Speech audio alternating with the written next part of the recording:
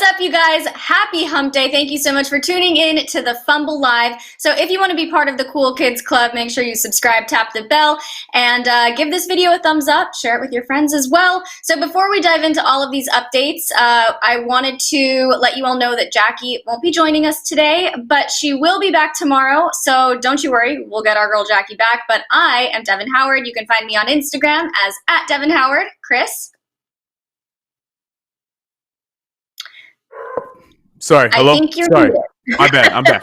Sorry, this is damn mixer. It's your boy Chris. You can find me everywhere at CK2K. And I'm Britt Johnson. You can follow me on all social media at I am Britt Johnson. All right, so just a quick rundown of what we're going to be getting into today. So LaMelo Ball declared for the 2020 draft yesterday. Exciting news. I'm sure we'll have a lot to say about that. Zion is expected to be league MVP at some point in his career. We are going to be talking about Dennis Rodman Jr. and how he was learning about his dad's wild antics at the same time that we were. And then Bashad Breeland was arrested. I'll tell you the details about all of that. Before we dive into all of this news, I do want to ask you a question, Chris, and then also you can let us know what's coming up in the post-up. I don't really know what this means because I don't follow the Knicks, as a lot of you don't follow the Knicks Fair either. enough. Sorry to throw a little bit of shit there. But Scott Perry is coming. Scott Perry's coming back as the GM. So what do you think about that? Is that a good thing? Are you happy about that? Do you have any thoughts at all? In the Knicks community, we call him Ninja P because he's out here. He's really notorious for getting these second-round picks that people don't know about. Shout out to Mitchell Robinson for leading the league in field goal percentage, making history to only top Wilt Chamberlain at 72, like crazy stuff. Anyways, but yeah, I like it because for a lot of people who don't follow the Knicks, we talked about it here on this channel. Actually, we fired our president that has been a part of the Knicks for 20 some odd years that keeps finding his way back to the Knicks organization. So now this is the first time we have a GM that's just letting it fly, and we don't have anybody from any of the old regimes. So it's kind of exciting. We want to see what happens. So yeah, it's big news in the Knicks community. So yeah, I'm looking forward to seeing what he does with the new front office that we got there. Hopefully it's a nice turn for a new decade. Nice. All right. Well, then what's coming up for you in the post-up? Post up, we have quite a few things. We got some LeBron James stuff. Sorry, Jackie. Talking about LeBron James. He had some very nice things to say about Isaiah Thomas, Isaiah Thomas, Bad Boys, Isaiah Thomas, not IT that we know today. We have Odell Beckham Jr. doing his LeBron James impression. It's pretty solid. We'll talk about that. And it wouldn't be post up without us talking about Kyle Kuzma at least one time this week. I feel like we haven't met our Kuzma quota in quite some time, so we got some Kuz in post up today, along with other things. So stay tuned for post up later on today. And then we'll all be splitting WTF among the three of us, but no hints need to be dropped for that. Britt, do you want to drop any hints for Britt's takes? Come on. We'll be talking about one of my favorite topics, the NCAA. Yet again, they made some big decisions earlier this morning, so it should be interesting to talk about that later on in the show. Yeah, it will be interesting. It's going to be a lot to get into. I'm sure we'll have a lot of thoughts. Now let's dive right into the first need to know news update, all about LaMelo Ball. So LaMelo declared for the 2020 draft yesterday, according to The Athletic. He was included in the professional category of the list of early entry candidates that the NBA teams received yesterday. So when he was playing with the Illawarra Hawks in Australia, he appeared in 12 games and he was averaging 17 points, 7.6 rebounds, 6.8 assists, and 1.6 steals per game, but he only shot 37.5% from the field and 25% from three-point range. So scouts have expressed a little bit of concern about his skills on the defensive end as well as his shot and scoring ability, but he is still a candidate to be the #1 overall pick because of his playmaking ability. So Britt, I want to ask you a question first about this. Do you think that he'll be better in the league than his older brother Lonzo? Yes.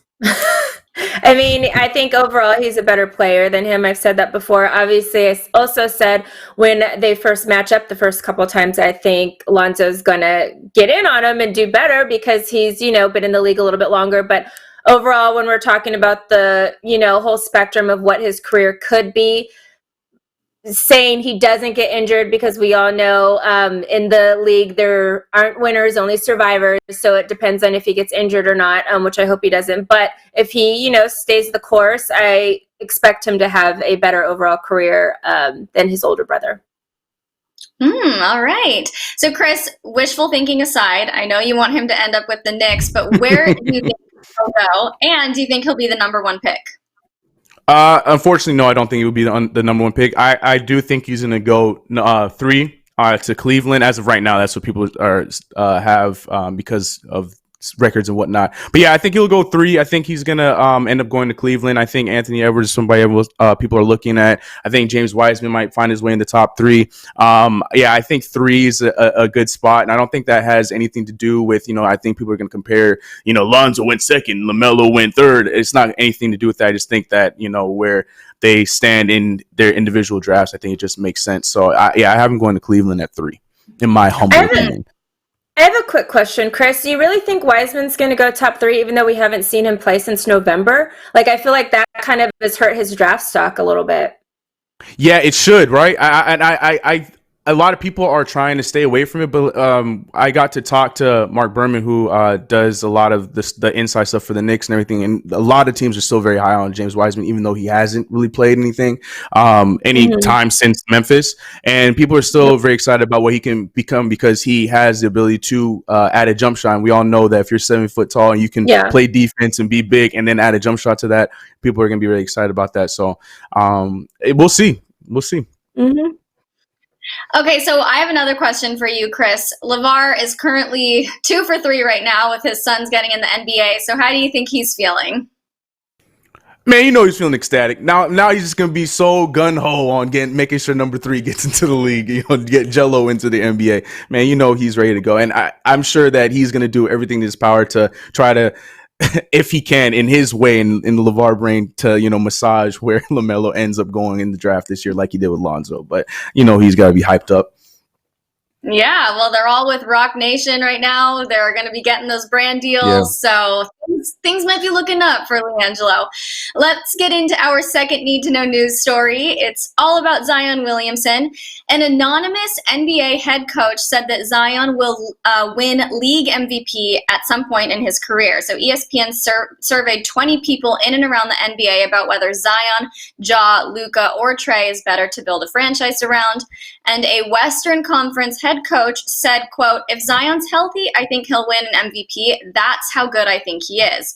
So, Chris, I'm going to ask you, how likely is it that Zion will win league MVP at some point in his career? Just going off of what we always say on this show, and we are, it's a popularity contest when it comes to the MVP, and going strictly off of that, it's very high, very, very, very likely that he's going to be MVP at some point. I mean, obviously his stats will probably show it as well, barring injury. Hopefully he stays healthy throughout his career. But I mean, he's already got the popularity contest down. I think the whole New Orleans thing is if he's able to make them a contending team each year. I think that's one thing Anthony Davis was not able to do. I feel like all that stuff aligns. Yeah, he's definitely somebody that can be an MVP for sure. Not even a question. All right, yeah, I see it happening too. So Britt, out of Ja and Zion, who do you think would be better to build a franchise around? Ooh. That's kind of like an interesting question. I mean, obviously with both of them, we've already seen what they have been able to do there. Zion is literally was put into a situation where they kind of have already developed. Ja still needs a team around him, but he's been able to do that without a team around him. So because I've seen more of what Ja can do in where he doesn't have a team, where then they should look to build a team, Memphis should look to build a team around him, I think I would say Ja at this point. But as far as Zion is, I don't think Ja would probably end up being a guy that's going to be an MVP anytime soon, but I think Zion will. I would actually like to challenge Zion to try to become Defensive Player of the Year before he tries to become League MVP. So I think that's something that I would like to see him work on, and I would like to see him get before he gets League MVP. Or he could be like Michael Jordan and win both in the same year, but we'll see. Yeah, that would actually be very exciting for him. Well, don't you think that anybody who went number 1 in the draft should eventually, at some point in their career, be a prospect for League MVP, Britt? No. I think it depends on who the player is. There's a lot of guys, and how the league is now prior, the league used to be more of like a, if you are a 1, you play 1. If you're a 5, you play 5. But now there's a lot of guys that can play a 1-2 or a 2-3-4, and stuff like that. So, and there's hardly any like actual like hard 5s. Like I would say, the Rockets don't even have really like a true 5, So there's a lot of teams that are kind of switching up where players are playing different positions and stuff. So I think it's harder now to get like an all-around player than it was before. Before, the league MVP was just like based on you were the best at your position and then you became the best in the league at that point. But now there's so many players that can do different things and they're trying to learn different things. Like I think LeBron James, honestly, at this point, like is like, I want to see if I can be this, or I want to see if I can play this position. So I think that's like just helping their span of being a better player. And then now that's turning around and making it like, oh, you must be the best player in the league, which before it wasn't based off that. It was based off what you did at your position and if you were the very best at it. And now it's like, are you a better all-around player? Can you play offense and defense and all of this kind of stuff? So because there's so many different levels of it, and we always talk about the NBA is so big on you're just going to pick for the draft, you're going to pick the best player available. And sometimes that's not going to be an all-around player. That's going to be a player that's maybe just a really good shooter and not good on defense and stuff like that. So I don't think number 1 should just be expected at some point in his career to be an NBA MVP.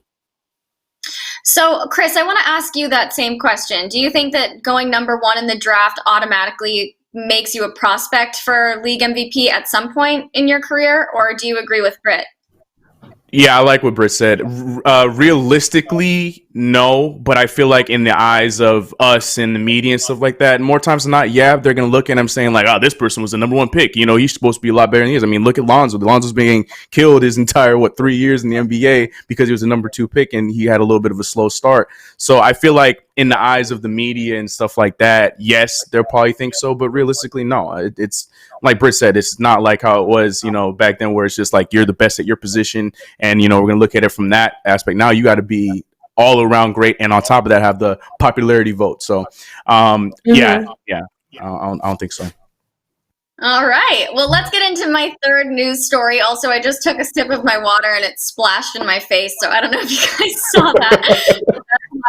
That was awkward. Anyway, Dennis Rodman Jr., who is obviously the son of Dennis Rodman, learned about his dad's wild antics at the same time that we all did while watching Sunday's episodes of The Last Dance. And he was particularly struck by the way his dad just went up to Phil Jackson and said, I need a vacation. He said, quote, the only thing I didn't know was that vacation. I didn't know you could do that. I didn't know you could go up to your coach and be like, I need a vacation. For the record, I really don't think that you can do that. Players aren't really usually able to request that mid-season vacation, but in the case of Phil Jackson and Dennis Rodman, I think the coach knew that if they gave Dennis some leeway, he'd be able to continue to perform at a high level and do what they needed him to do. Britt, do you believe that Dennis Rodman Jr. was really unaware of his dad's antics, or do you think he was just playing dumb just for the heck of it? I think he was unaware. I mean, that's his dad. His dad's not going to tell him all his crazy stories about stuff. We probably know more stuff because we're probably a little older than Dennis Rodman's son. And I think his, you don't want to sit there and look at, like, I'm going to go online and read a bunch of stories about what happened with my dad and blah, blah, blah. Like, that's his dad. To him, it's just his dad, And I think, everybody kind of feels like that about their personal parents. Like they're not going to go and then try to Google, like, who did my dad date in the 90s or whatever the case is. Like, I don't think he knew anything about that. And I mean, the whole situation, like, just to speak to his point of what he was talking about, that's the beauty of who Phil Jackson was. I spoke with somebody the other day who played during Phil's last year as a coach, and he said he was just that good at understanding players. And I think that's where Steve Kerr kind of got that from, is being like this guy that, like, listen, what do I need to get the best out of this particular player, and then understand that. And that's what Dennis needed at the time, and he knew that. And as they were talking about in the documentary about the fact that Phil was so much like Dennis when he actually played, I think he just kind of connected with him and understood, like, listen, he's going to come back and he's going to grind and he's going to get it done. So I just need to let him have this. Mm-hmm. Chris, since we've all been talking about this Michael Jordan documentary and it's just all the hype right now, what is a documentary you'd like to see a 10-part series on? Is there any team or athlete? Oh, no. Why would you do that? I mean, I haven't. Say what? A 10-part series? That's a long one. So that's be really good, that's what I'm Chris. saying. It has to be very good. Like, I feel like that's Michael Jordan level. Okay, so if it has to be all 10 parts, can I get a 10-part reason? I want to hear everyone who single-handedly or together messed up my New York Knicks from the year 2000 to 2020. And I want all the interviews. I want the people, the fans to have their opinion. I want everyone to talk about this is what it's going to be called. The fall of the Mecca. Boom. That's the 10-part documentary. And I want it to just be strictly on what went wrong with the Knicks. That's what I would want. I'm surprised you would want to see that just downward spiral for 10 episodes. I need the facts. I need the specifics. All right. Well, then maybe that'll happen for you someday, Chris. I don't know. Let's get into my final update. So the Chiefs cornerback Bashaud Breeland was arrested on Tuesday in South Carolina and is reportedly facing a bunch of charges that include resisting arrest, possession of an open container of alcohol in a car, marijuana possession, and driving without a license. The arrest obviously could result in league discipline and possibly get even worse. TMZ Sports actually reported that officers had to go through extreme measures to bring him into custody. Cops say that the arresting officer used a taser and a firearm to take Breeland into custody. He was trying to flee the scene and run away from them.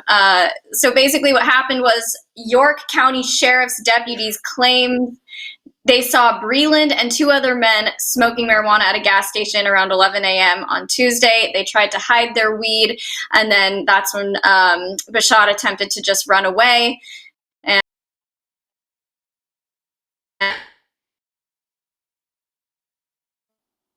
So that's my update for you on that one. I have no questions. I'm just going to hand it right to you, Chris, for the post up. It's so crazy to me how many things that organization goes. I don't understand what's going on behind the scenes with the Chiefs. Like that. Sorry, that's just crazy to me when I first heard about that. Anyways, yes, guys, ladies and gentlemen, it is time for the post up with your boy Chris, where we go over everything that is going on in sports, social media, all the crazy, all the funny, and all the cringe. We go over it here on the post up, and we are starting off with Steph Curry, who is out here doing what Steph Curry should be doing. He's got his boys back, Klay Thompson, because obviously with the coronavirus and everything going on right now, there's no basketball being played, but people are still curious. Like, I get there's no basketball right now, but is Klay Thompson still progressing so he can play whenever basketball does come back? So that question was asked to Steph, and Steph gave a little bit of update on Klay's status. Can we run that video? He's doing good. He's down in back at home in SoCal, just rehabbing. Yeah, it's been an interesting year. Obviously, missing the entire year, and now not knowing when we're going to come back. If there is games this summer, who knows? But leading into next year, he should be back stronger than he left, and with something to prove. So I'm excited for him to get back out there on the floor. Good to see.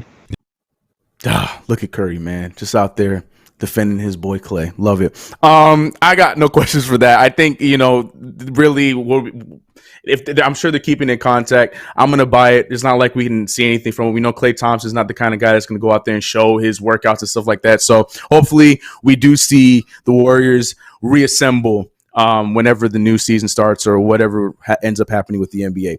Moving on. Jamal Crawford, one of my favorite players, one-time Knick. He played for a lot of teams, but he shares the same sentiment I have. Now, we have a lot of fun on this show with the GOAT conversation. We have Jackie versus Britt, nonstop going MJ versus LeBron James, and that's a very common conversation.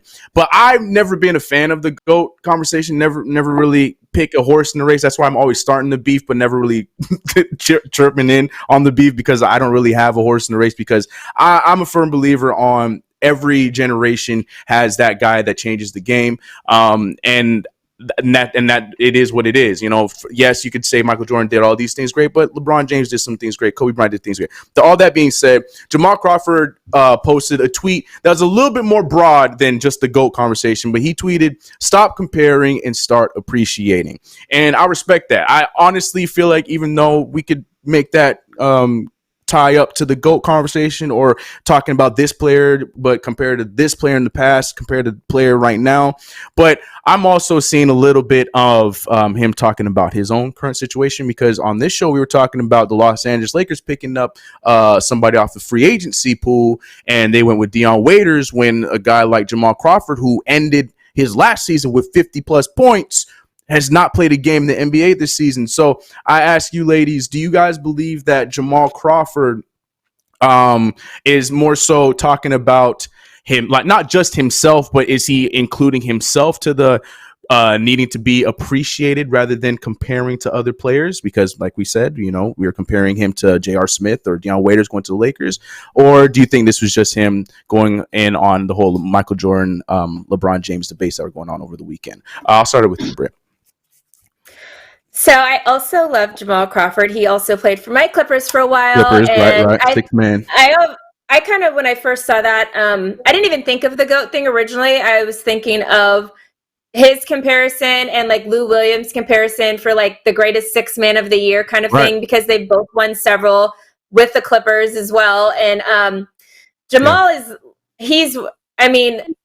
far as sixth man are concerned, he's been the GOAT for a long time. He played in the league for a long time, still looked the same every single year. You could take from one of his first years to one of his last years and put the pictures side by side, and it's identical. You can put the play side by side, and he was consistent and well throughout his whole entire career.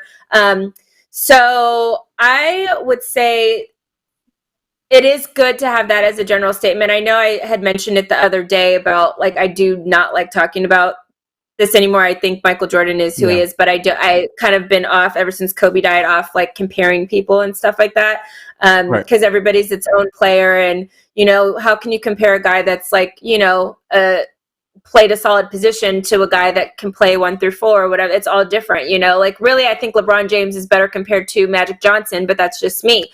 But like I think everybody has kind of like a different style of play and a different way of doing it. So it is annoying to compare. And I mean, because Chris makes it that we have to talk about it all the time. But I do get annoyed I do get annoyed like talking about it all the time. It is like, okay, we get it. Like, and nobody has anyone ever in life ever changed anybody's mind with this. Like, you think the GOAT is, your mind has not been changed with a debate. So really, we need to just stop comparing. It's whoever somebody personally just has a connection with or whatever. Obviously, there's going to be a lot of people from years before that are going to think Jamal Crawford's the best sixth man, but maybe some younger players think Lou Williams is, So I think across the board, he's probably talking about it, and I think he's right. We do need to stop comparing, but we probably won't. So.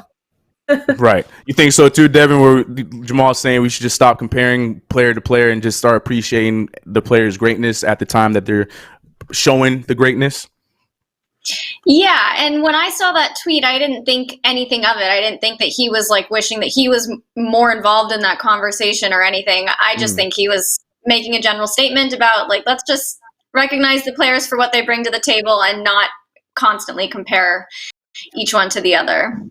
Yeah, I tied it to the GOAT conversation because Jamal Crawford, before the documentary came out and all kinds of, he said that he's never been a fan of that comparison because everybody's talking about it right before the documentary came out. Of course, now that it's out, people are talking about it a lot more.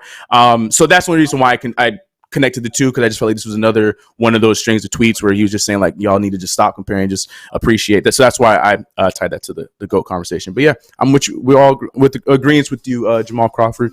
Moving on to LeBron James.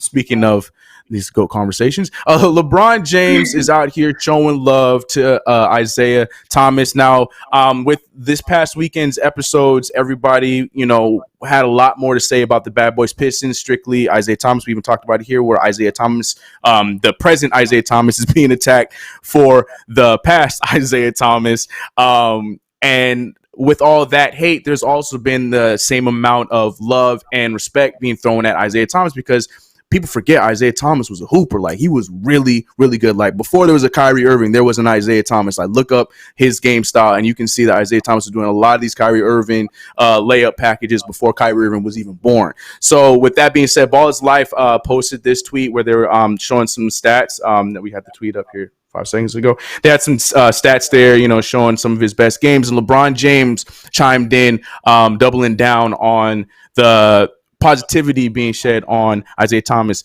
He tweeted, absolute monster. Well, he put absolutely, but he meant absolute. Had the ball on a string, layup package next level, pull-up game phenomenal, nothing he couldn't do.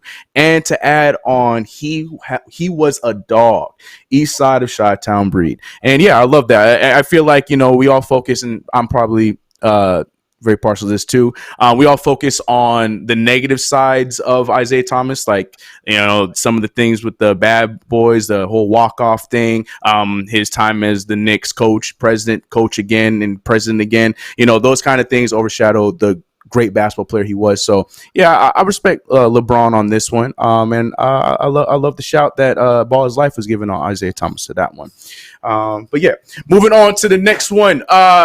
Speaking of LeBron, it's like these all connect to each other. Speaking of LeBron James, Odell Beckham Jr., he decided to move the football equipment to the side and put a basketball hoop in his backyard. We've seen all these videos of him working out in his backyard, but now he's out here getting his LeBron James on. Okay, he did a bit of an impression, and I want to know if you guys think this was pretty spot on. Before then, let's hear that video.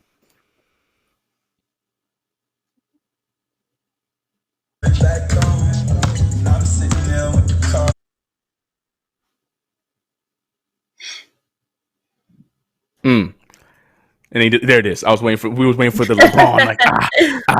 Now, we know we joke a little bit. We were talking about with this hairline. We joke a little bit that LeBron doesn't hit many game winners and stuff like that. But at the same time, the respect was there. The step back was there. I think it was a solid impression. Out of 10, what do you give it, Devin? I think it was a pretty good impression. I'd say 8 out of 10. 8 out of 10. Okay, Brett, what you think? I didn't like it. He hesitated too long. You have to do like a little more like that, It was just like a, you talking about, do this, Yes. Yeah, I didn't like it. So he didn't close out the impression. Got you. Okay, see, Britt's a tough judge. I respect it. I respect it. Yeah, you got to commit to it. I don't think he did that. Yeah, hit a B dot. B dot been doing it for a few years. All right, he got it down. Yeah. All right. Moving on to post up MVP, fan favorite, my guy Kyle Kuzma. Shout out to Kyle Kuzma, man. Look, all love. We joke here, but all love to Kyle Kuzma. But this man got roasted again on his IG.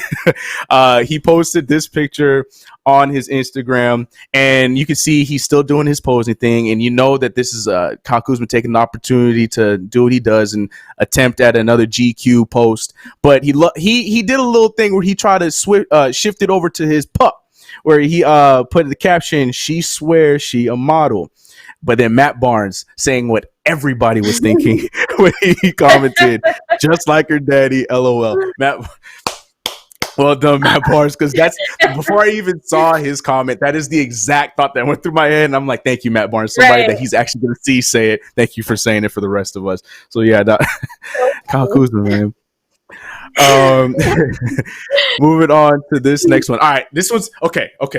This one, I hope this isn't controversial. I'm not trying to be controversial. I just feel like there's more to this, and a lot of people in the comment section agree with me on this, but. Initially, when I show you guys this video was heroic. It was, spot on. We're talking about awareness and quick hands. This dad right here, he made Sports Center for a reason, because look at these hands. Little girl was about to do a flip out of her crib, and my man jumped out of both his slides to catch his daughter. Can we see that one more time, Leo? Look at my man with the quick reflexes. He was on his phone, dropped the phone. No, he put down the phone and picked up his daughter. Now, here's where it gets a little controversial, all right? Now, I saw some other people in the comments thinking exactly what I was thinking.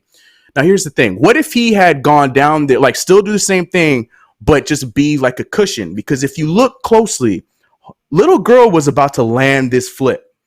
She was ready, and she had the stance and everything. So if he had stayed down there and just been ready in case, if she comes forward, then he's at least still there. But maybe we could have had a different type of Sports Center clip in this video. Like she had she had the Y ready when she got caught and everything. I don't know. I'm just saying we need to keep close attention to this family, because we might have a future gymnast in our midst here. You guys think I'm reaching a little bit? I mean, of course, obviously anybody would do the same thing. If you see that, you're going to dive. I'm not saying that he shouldn't have dove. I'm just saying saying maybe he should have been there and been the cushion and let her thrive a little bit. But am I looking a little bit too into this, or what do you guys think? Am I being crazy? I mean, yes, you are being crazy, but she might be the next Simone. Who knows? I'm just saying. Go ahead, Devin. Oh, Chris, go. No, go ahead. I think when she was flipping over, before he caught her, I could tell that she was going to over-rotate and her feet were going to land forward. So she would have hit her face. But I agree, this girl was going at it with so much confidence and conviction. She was just free-falling and ready to go. So. She got a future. Yeah, she didn't panic. She stuck it. So, yeah, shout out to Dad, though. That is the MVP catch right there. I love the reflexes. Both slides flying in the air. Oh, good job from Pops right there. But, yeah, I think you got a little gymnast on your hands, so you should look into that, sir. And last but not least, speaking of gymnasts, beautiful transition. I don't know if you guys remember last year, Samantha Serial, who was an Auburn gymnast who unfortunately broke both her legs during the competition. It was a terrible video, really sad. But here on Post Up, we got a light at the end of the tunnel because here we are a few months later, and she is out here doing backflips all over again. She is completely healed. She was able to, she posted a video on her IG as you're seeing right now, and this is after the fact, and she's killing it. Right back to what she was doing. She posted a long post on her IG thanking the surgeons, talking about that she was able to walk in her wedding, walk in her graduation. She was walked down the aisle for a wedding, all kinds of great stuff. So cool to see this. Shout out to the doctors that, got her right. Shout out to the rehab. Shout out to everything. So cool to see this. And happy for her. And look at her out there doing backflips without any fear, man. That takes a lot, man. Because for anybody to get a crazy injury like that, to then try to go back and do the same thing that you got hurt with is really, really hard. And she out here doing backflips like she didn't even leave. So shout out to her. That's a really dope moment for Samantha.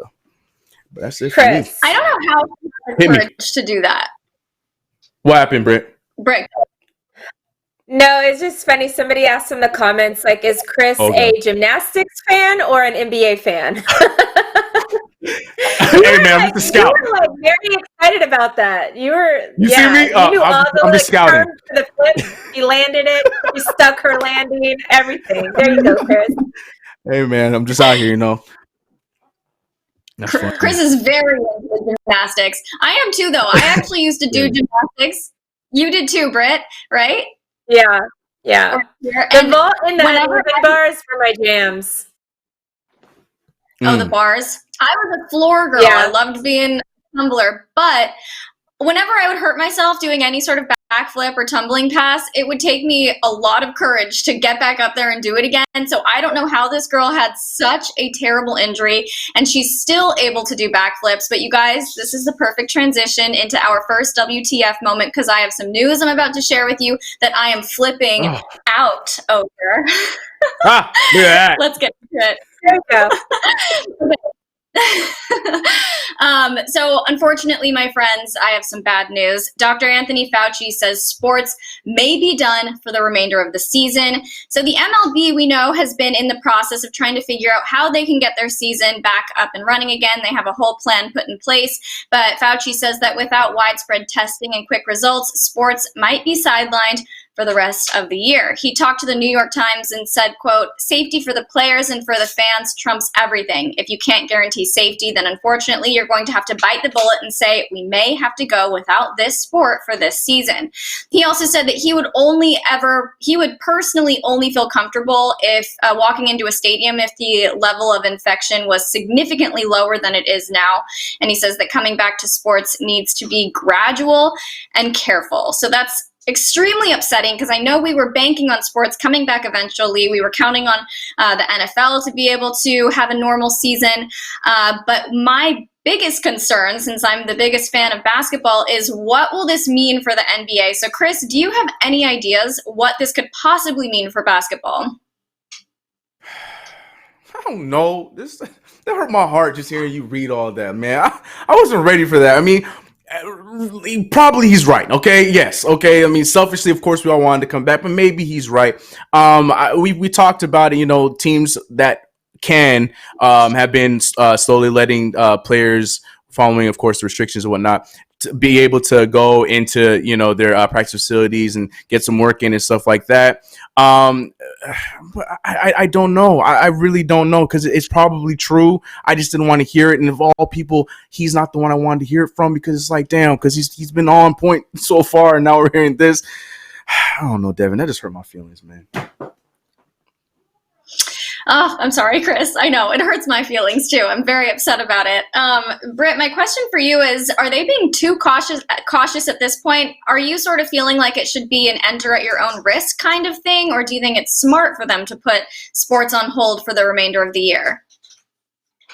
I mean, I can't really say anything here without people like bashing me and thinking like, oh, Britt doesn't care about people or whatever. But no, I think I get their trying to be cautious. Yesterday, Gavin Newsom, who's the governor here in California, Fumble is shot here in California, guys. But he came out with like a 4-stage plan. The third part of that plan, we are currently in stage 1, he said yesterday. The third part of that plan would be to finally open up gyms, salons, and spas, and as well as sports without fans. And he said he doesn't see that being weeks away. He said he sees that being months away. So if that is true, I could very well see like the NBA not happening at this point, which this is a state by state thing. As we know, places like Georgia and stuff are already opening up again. So maybe they just do it where they have the California teams or the states that have like a prolonged time span, maybe move to different states, just to like finish out the season, because I can't tell you how upset I will be if the first year my Clippers are possibly a favorite to win the NBA finals, and then we don't get to participate in it. And then I don't know what they do with like guys that signed 1-year deals. Does it now move on to like, everything's just pushed back because people sign deals in order to just have them play for a certain time frame because they're going for a championship that particular year. So what happens to that? Like, there's just so many things. I'm not going to believe that this is true yet because of certain states like Georgia opening up their doors already. So I don't think that it's something that we could just say it's not going to happen, because there are places that are already starting to function and stuff again. Obviously the bigger states, that have been affected by it, like California and New York, aren't. But who says they don't send the Clippers to Idaho or something to go train and finish out the season out there? But I'm not willing to, believe that he's 100% correct on this one. I just think, in the grand scheme of everything, yes, maybe, but maybe there's other places they can go in order to finish out the season, especially without fans. Come on. I know. We have to be optimistic with you. I want to believe that we're going to be getting something back. Only time will tell. Okay, so let's get into our next WTF moment. So I got that second one for you guys. So this story is actually kind of funny to me, especially just because I'm talking about Antoine Winfield Jr. And I literally remember when Antoine Winfield Sr. played, and I felt like, didn't he just get out of the league? But I had to look back, and it was like 2012 is the last time he played. So then I'm just like, am I really getting old to where I'm thinking, guys, just stop playing? I remember feeling the same way about Randy Moss's son. I'm just like, Randy Moss has a son in college? Wasn't Randy Moss just playing? So this is kind of the same kind of thing. So that in and of itself is a WTF moment. But this particular one has to do with him getting drafted. He was drafted 45th overall in the draft this past weekend by the Bucks. And originally he just showed, like we do here on the Fumble, our waist-up picture, our waist-up image, where we just have a nice thing going on up here, and everyone probably has just sweats on or underwear on the bottom. Well, Antoine just had underwear on the bottom, because then he showed this picture of him in his underwear, and he said, "My secret weapon, my lucky underwear." And then obviously, I guess maybe he's sponsored by Jockey already, because he tagged them and stuff in it. But he said that was his good luck charm to getting drafted. And I think it's so funny, because in sports, half of sports is hard work, the other half is straight up luck. And we're all big on superstitions in sports. We were just talking about the Drake curse and stuff yesterday. So, and they always say that, I don't know if it was that Bud Light commercial or whatever, says it's only crazy if it doesn't work. And it has all these sports fans doing all these crazy traditions and funny stuff like that. So I thought it was cute and funny. But I wanted to ask you guys, do you guys have like a crazy sports, good luck charm thing that you guys do before like your team plays or something like that, Chris? Well, I'd be lying if I said anything basketball wise, even though I'm a huge Knicks fan. I have none because it doesn't matter whatever I do. But with the Saints, I do have one it's not foolproof, but it has a very good record. Now, when it comes to the Saints, like I as much as people love watching football on big screen TVs, anytime I don't watch a game on my small little TV in my room, they tend to either lose bad or give me a heart attack game. If I'm watching it on this TV right here, it's a nice, easy game, no problem. So I have, if I absolutely can, I make sure I am home for all Saints games. So I make sure that the team pulls out a win. That's my stupid small little superstition. And so far, it has a good record. Let me tell you something. That's the problem because that's the thing. And my stupid self keeps going to these damn parties, and I keep messing up for myself. Next year, I ain't going to no party. I'm watching them in a damn room. That's my fault. It's on me. Yeah, all your fault. Devin, do you have any? So I don't have anything for my teams when they play, but I have a lucky charm for myself, and it's my ring. I've had this on since I was 14. I've never gone to any job interview, any audition, anything without it, and so far it's done me well. It's broken. I've had it on for so long. So that's my lucky charm. That is so funny. Mine was a particular season when Cowboys went 12-4. That was the year that Tony Romo got hurt, and like everyone thought we were going to have a terrible season. We ended up like killing it that season. Every night before a game, I would wear this it was like a freaking what's his name? He was like an old old running back, Murray, for the Cowboys or whatever. DeMarco Murray, when he played on the Cowboys.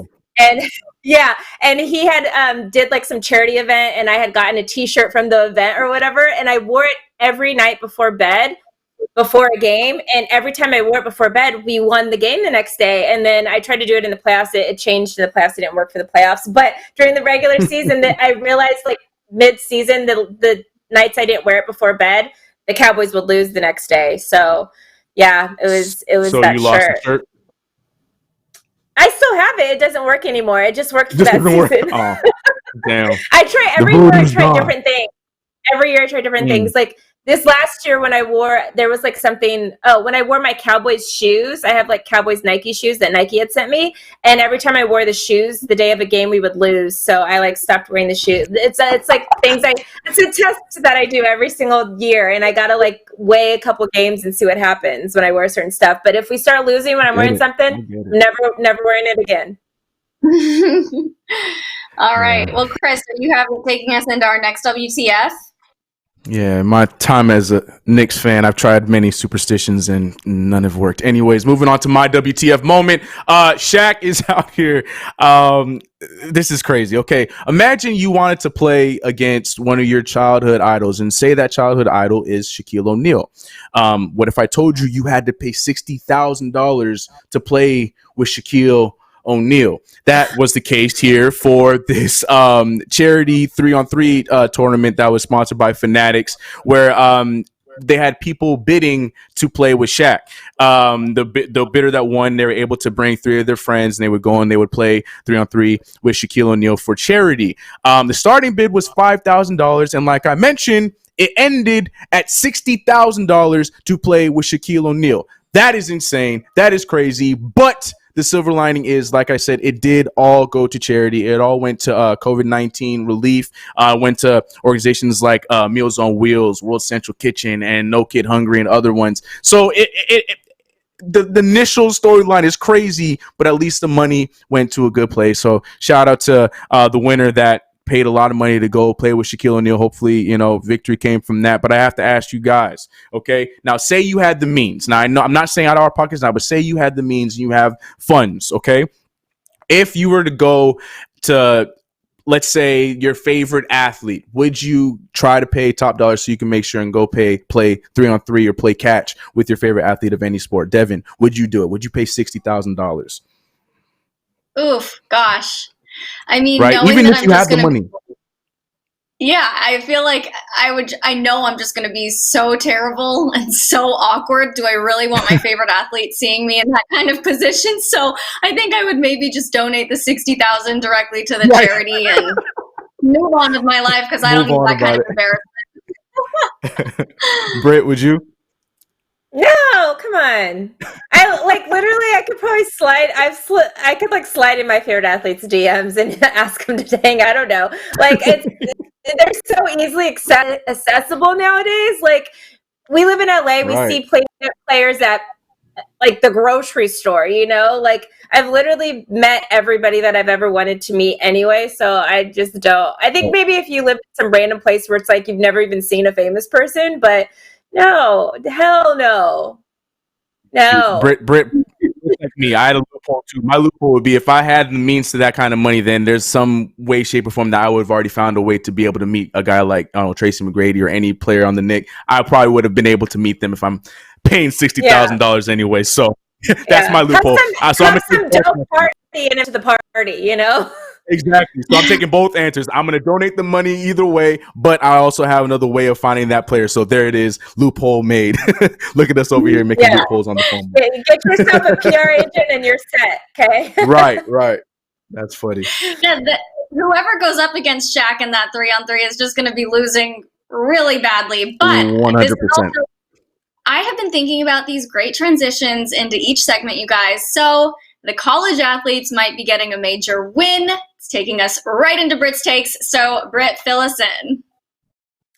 All right, guys. So the NCAA took a dramatic step this morning. The Board of Governors approved a broad set of recommendations to broaden name, image, and likeness rights in the NCAA. Now, all this started because our wonderful governor here in California, Gavin Newsom, started this new trend to make sure that these athletes, you know, made some money while they were in college. He signed back in September an act called the Fair Play to Pay Act, and that California became the first state to allow student athletes to profit off their name, image, and likeness. He stated the reason why he did it was because college reaps billions from student athletes, but blocks them from earning a single dollar. That is verbatim what he said on his Twitter when he decided to sign this bill. He was on Uninterrupted at the time too and explained why it was so important to do this. Since then, there have been several other states that have jumped on board. Florida actually just recently did. They approved it back in March, and it's just waiting. Their governor for them. It's just waiting on his desk for him to sign it. Ron, get to signing that because you don't want to be on the wrong side of history in this situation. So a Florida state representative who actually helped get the bill passed in Florida back in March just commented today on what happened with, you know, the board approving, you know, this broadened thing to be looked at. And he said this: "It is my hope that this is not another hidden ball trick, allowing the NCAA to punt this issue down the field. With this global pandemic challenging our economy now more than ever, we must give flexibility to all students to both continue their education and provide for themselves and their families." Now, as far as California is concerned, yes, it has been approved by the governor. It's been signed into law, but it doesn't actually take place until January 1st, 2023. And then I told you already, Florida is just waiting for their governor to actually sign off on the bill. The NCAA, what they just announced today was something that they will actually vote on in January of 2021.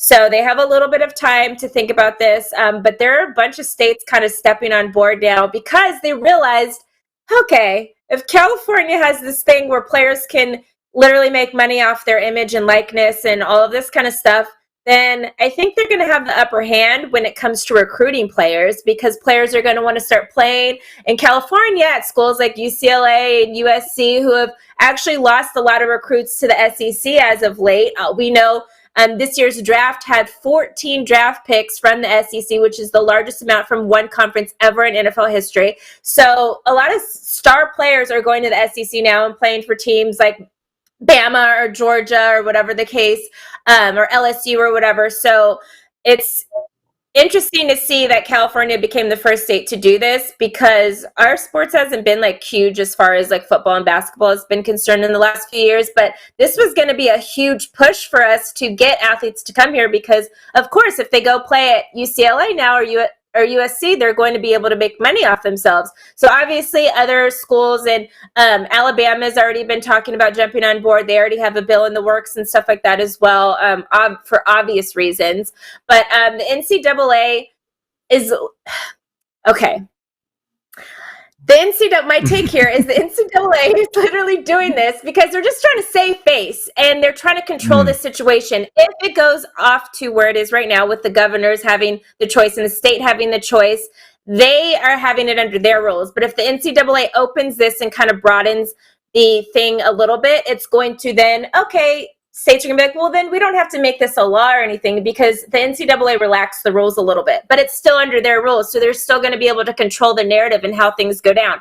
My advice to the NCAA is tread lightly here, because now people are actually watching you guys very, very closely, and you have to make the right move here, because athletes, guess what, have options now and are going to be jumping ship, just like in basketball. They have options now to go to the G League, and overseas has become popular and stuff. And we just saw that happen. Athletes are jumping ship. For football, I think obviously it's this rule and this new change would most impact them than anybody else, just because they have to play there for 3 seasons at least at this point. The NCAA football program brought in $10.3 billion in 2018.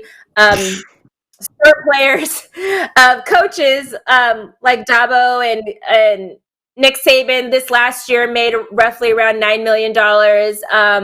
Players, average salary once they get into the league, if they do make it to the league, which is a very small percentage of all these college players, the average salary is $860,000 for the NFL. So it's not like these players are getting into like, oh, well, these coaches are helping them get to the league. Well, once they get to the league, most of them don't even make as much as their coaches made when they were playing for them in college. So this is a good thing for the students or whatever, but I hope the NCAA really make sure they word this right and they vote on it correctly, and they make sure they actually really do give these players full range to use their name and stuff like that, because I really think they're going to put all these little things that, because we know like the NCAA likes to do, they're going to put all these little quirks and stuff into the agreement to make it so we're saying you can, but you really can't. And they're trying to do this because I believe that they're wanting to put a pause and make sure the states don't take over and take charge of what actually happens. They want to control the narrative on this. So with that,